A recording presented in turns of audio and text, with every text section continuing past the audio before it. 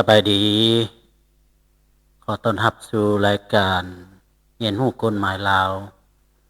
จากช่อง YouTube โคเคนวันนี้ข้าพเจ้าสิได้มาอธิบายหรือว่ามาบรรยายเกี่ยวกับประมวลกฎหมายแพ่งว่าด้วยการมั่นหมายและการสู้ขอมีคือแนวใดนะเฮามาฮู้จักนำกันเลยเนาะตามประมวลกฎหมายแพ่ง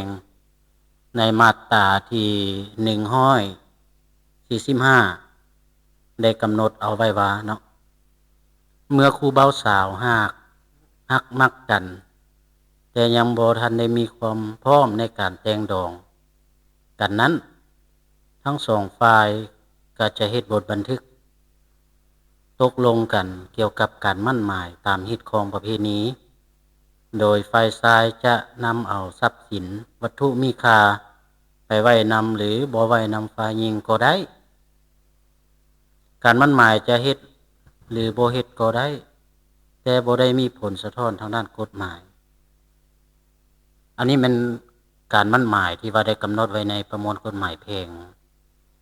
ในหมวดที่2เนาะเพราะว่าบางกรณีหั้นหากว่าคู่บ่าวสาวหากบ่ทันมีความพร้อมในการจะแต่งดองกันในทันทีทั้งสองฝ่ายก็จะได้มีการตกลงกันเกี่ยวกับการมั่นหมายเอาไว้โดยฝ่ายชายจะนำเอาทรัพย์สินวัตถุมีค่าไปไว้หรือบ่ไว้นำฝ่ายหญิงก็ได้คือว่าบางในสถานการณ์นี้เนาะผ่านมาก็มีการมั่นหมายกันโดยเฉพาะกับพ่อแม่ในสังคมลาวเฮานี่พ่อแม่หากเมียมมองผู้ใดจะเป็นลูกสะใภ้หรือจะเป็นลูกเขยแม่นผ่านมาพ่อแม่ได้พากันมาโอ้ลมกันเพื่อมีการตกลงกันมั่นไว้เวลาลูกสาวหรือว่าลูกชายหั้นใหญ่มาเรียนจบแล้วเฮ็ดเวียกเฮ็ดงานแล้วมีความพร้อมจะแต่งงานกันจึงที่ว่าเฮ็ดบทบันทึกการมั่นหมายกันเนาะจึงสามารถจะตั้งปฏิบัติได้เวลาเขาเจ้าใหญ่มาอาจจะให้เขาเจ้าแต่งงานกันตามการมั่นหมายที่ว่าทั้งสองฝ่ายได้ตกลงกันนั้นและในมาตราที่146การบ่ปฏิบัติตามการมั่นหมายในกรณีที่มีการมั่นหมายตามที่ได้กำหนดไว้เนาะในมาตรา145ของประมวลกฎหมายฉบับนี้ถ้าหากว่าฝ่ายชายละเมิดการมั่นหมายโดยบ่มีเหตุผลเพียงพอทรัพย์สิ่งของหรือวัตถุมีค่าที่เอาไปไว้นำฝ่ายหญิงตามการตกลงกันนั้นก็ให้ตกเป็นของฝ่ายหญิงเลยในกรณีที่ยังบ่ทันได้เอาไปไว้นำฝ่ายหญิงฝ่ายชายต้องเอาทรัพย์สิ่งของหรือวัตถุมีค่ามามอบให้กับฝ่ายหญิงตามการตกลงอยู่ในสัญญาหรือว่าบทบันทึกการมั่นหมายหั้นในกรณีที่ฝ่ายหญิงหากเป็นผู้ละเมิดการมั่นหมายเองโดยบ่มีเหตุผลเพียงพอทรัพย์สิ่งของหรือวัตถุมีค่าที่ฝ่ายชายได้นำเอามาไว้นำฝ่ายหญิงนั้นก็ต้องได้ส่งคืนแก่ฝ่ายชายในกรณีที่ฝ่ายชายหากยังบ่ทันได้เอาทรัพย์สิ่งของหรือวัตถุมีค่ามาไว้นำฝ่ายหญิงตามการตกลงกันนั้นก็ให้ตกไปตัวนี้นี่หมายความว่าถ้าฝ่ายใดฝ่ายหนึ่งเป็นผู้ละเมิดสัญญามั่นหมายหรือว่าบทบันทึกการมั่นหมายหั้นสำหรับวัตถุมีค่าที่ได้เอามามอบไว้แล้วก็ที่ว่าตกเป็นของฝ่ายหญิงถ้าหากว่าฝ่ายชายเป็นผู้ละเมิด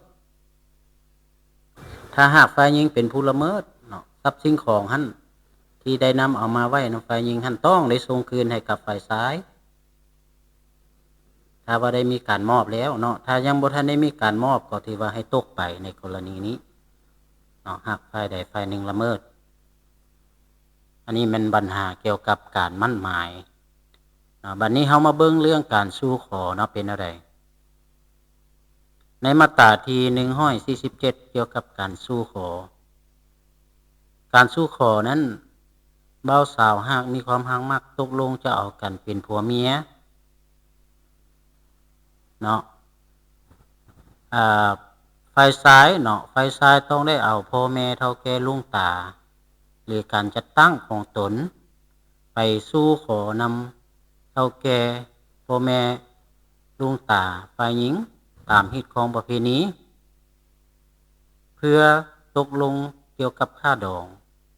หรือพิธีการแต่งดองตามความสามารถและเงื่อนไขตัวจริงของฝ่ายหญิงและฝ่ายชายโดยให้มีการเฮ็ดบทบันทึกกันไว้อย่างถูกต้องเนาะอันนี้หมายความว่าเบ่าวสาวมีฮักมักกันแล้วมีความตกลงจะเอากันเป็นผัวเมียมีเงื่อนไขการ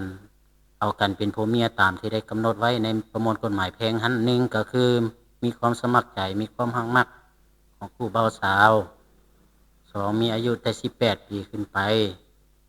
สามเป็นห้างเป็นไม้เป็นโสดโดยมีเอกสารยั่งยืนอย่างถูกต้องอันนี้มัน3เงื่อนไขของกันของการจะเอากันเป็นผัวเมียเนาะวันนี้การใช้แทนค่าเสียหายเนื่องจากบ่ปฏิบัติตามการสู่ขอ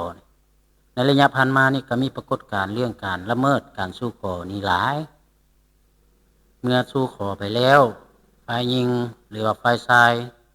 หากไปพบผู้เบาใหม่หรือผู้สาวใหม่ก็อาจมีการเปลี่ยนอกเปลี่ยนใจอันนี้มันถือว่าปฏิเสธในการบ่เอาอันนี้เนาะแต่ว่าได้เฮ็ดบทบันทึกการสู่ขอไปแล้วแต่ว่าบางเทื่อก็อาจจะได้มีการห้างหาใกล้เกียมการพิธีแต่งดองไปเรียบร้อยแล้วบางครั้งฮอดแม้กระทั่งจนออกบัตรเชิญบัตรหยังแล้วเรียบร้อยแล้วแต่พัดบ่ปฏิบัติก็มีเนาะผ่านมาการใช้ข้อมูลการใช้ความเสียหายเนื่องจากบ่ปฏิบัติตามการสู่ขอในมาตราที่148ประมวลกฎหมายแพ่งก็ได้กำหนดไว้ว่าหากบ่ปฏิบัติตามการสู่ขอโดยบ่มีเหตุผลเพียงพอและสร้างความเสียหายเนาะต่อเกียรติศักดิ์ศรีของอีกฝ่ายหรือมีการนำใช้เข้าในการกะเกี่ยมกันพิธีแต่งดองหันฝ่ายที่ละเมิดก็ต้องได้รับผิดชอบทั้งหมดอันนี้กฎหมายกำหนดเด้หมายความว่ามีการห้างหากะเกี่ยมเรียบร้อยแล้วเนาะตัวอย่างว่ามูลค่าของการเฮ็ดดองนี่อาจจะ100 ล้านบ่200 ล้านบ่แต่ฝ่ายใดฝ่ายหนึ่งเพิ่นมีการละเมิดเกิดเปลี่ยนอกเปลี่ยนใจขึ้นมาหรือว่าฝ่ายใดฝ่ายหนึ่งหากเกิดมีการทำมิจฉาจารขึ้นมาเนาะโดยบ่มีความพอใจของอีกฝ่ายหนึ่งก็อาจมีการฟ้องขึ้นมา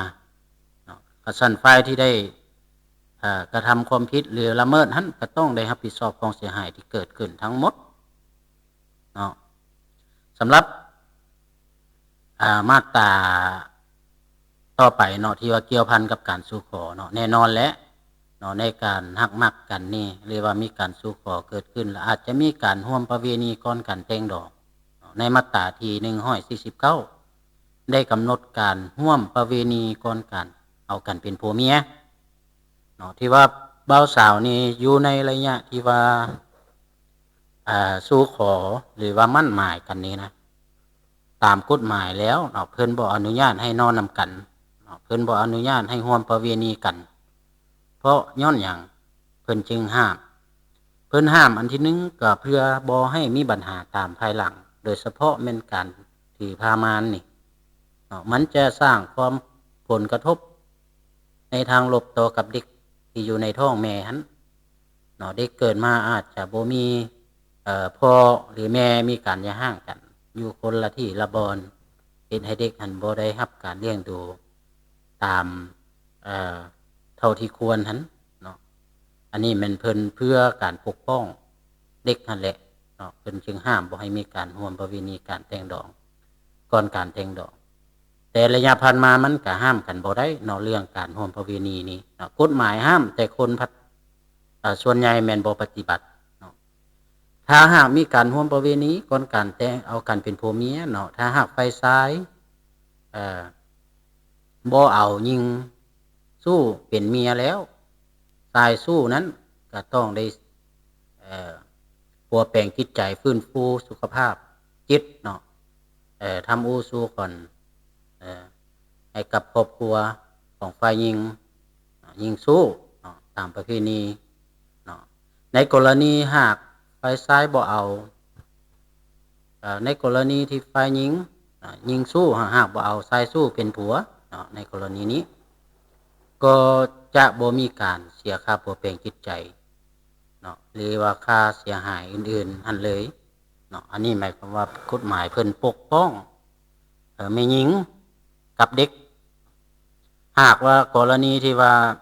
ยิงสู้บ่เอาชายสู้นี่ถือว่าตกไปเนาะจะบ่มีการผัวแปลงจิตใจบ่มีการทำสู่ขวัญต่างๆเพราะว่าตามทางชีววิทยาแล้วเนาะฝ่ายชายนี่บ่ค่อยจะเป็นผู้เสียหายอับอายทางด้านสังคมพอปานใดถ้าว่าเทียบใส่กับฝ่ายหญิงเนาะฝ่ายหญิงนี่จะมีความเสียหายทางด้านเกียรติศักดิ์ศรีหลายกว่าเนาะในกรณีนี้เพิ่นจึงอนุญาตให้ว่าถ้าหากฝ่ายหญิงบ่เอานี่ที่ว่าบ่ได้ผัวแปลงจิตใจฝ่ายชายเนาะก็ในกรณีที่มีการถือผ้าม้านเนาะหากมีการร่วมประเวณีและเฮ็ดให้มีลูกเนาะนอกจากฝ่ายชายจะได้ใช้แทนค่าเสียหายแล้วทำสู่ขวัญแล้วต้องได้รับผิดชอบในการเลี้ยงดูค่าอยู่กรรมค่าออกลูกหรือว่าลูกเนาะและรับผิดชอบต่างๆเนาะค่าใช้จ่ายอื่นๆที่เกี่ยวข้องเนาะบ่ว่าในทุกกรณีเนาะชายสู้นี่ต้องมีพันธะในการดูแลหรือว่าเลี้ยงดูเด็กเนาะที่เกิดมานั้นจนกลัวจะพ้นอายุเกษียณอายุ18 ปีขึ้นไปเนาะอันนี้เป็นพันธะในการเลี้ยงลูกที่ว่าลูกหันเป็นลูกที่ต้องตามกฎหมายเนาะที่ว่าถึงว่าผัวเมียหรือว่ายิงสู้ชายสู้หันบ่เอากันเป็นผัวเมียก็ยาแต่ว่าเด็กหันก็ที่ว่าเป็นเด็กที่ถูกต้องตามกฎหมายมีพ่อมีแม่เนาะอันนี้มันเกี่ยวกับการสู่ขอแล้วก็ต่อมาด้วยการมั่นหมายเนาะต่อมาด้วยการสู่ขอแล้วก็ค่าเสียหายต่างๆที่ฝ่ายใดฝ่ายหนึ่งหากบ่ปฏิบัติเนาะแม้นฝ่ายที่สร้างความเสียหายอันจะได้รับผิดชอบตามบทบันทึกหรือตามการตกลงกันอยู่ในบทบันทึกการมั่นหมายหรือว่าการสู่ขอเนาะแต่ทั้งนี้ทั้งนั้นก็ติดพันกับการร่วมประเวณีนี้อันนี้มันก็ปราศจากบ่ได้เนาะบ่าวสาวมีความฮักมักกันนี่อาจจะมีการนอนนำกันก่อนบางคนบางคู่นี่ก็ลักษณะเป็นผัวควายเมียควายอยู่นำกันกินนำกันคือผัวคือเมียนี่แหละเนาะหากบ่มีการถือผ้าม่านแล้วก็ที่ว่าเลี้ยวไปเนาะหากว่าโอ้ฝ่ายหญิงนี่หากเสียเกียรติศักดิ์ศรีสมมติว่าฝ่ายชายบ่เอานะเนาะชายสู้บ่เอายิงสู้ผู้หญิงนี่จะเสียเกียรติศักดิ์ศรีได้เนาะสังคมก็อาจจะได้ประณามเนาะนินทาต่างๆกับสันฝ่ายชายนี่ต้องได้รับผิดชอบในการปวดเปลี่ยนจิตใจฟื้นฟูสุขภาพจิตเนาะทำสู่ขวัญเนาะทางยิงสู้แล้วก็ครอบครัวของยิงสู้พร้อมเนาะผ่านมามันมีเนี่ยเขาเอิ้นว่าไปลักนอนน้ำผู้สาวนี่เนาะได้เสียหัวหมูจังซี่อันนี้แหละเขาเอิ้นว่าลักษณะประการปวดเปลี่ยนจิตใจฝ่ายยิงเนาะสันมาฮอดนี่ก็ถือว่าการมั่นหมายนี้เนาะรายการสู่ขอเนาะระวังว่าบรรดาทานก็สิพอหำฮู้และเข้าใจบ่หลายกันน้อยเนาะสำหรับ EP นี้ก็สิขอจบเพียงเท่านี้และพบกันใหม่ใน EP ต่อไปเนาะก็ขอกล่าวคำว่าสบายดี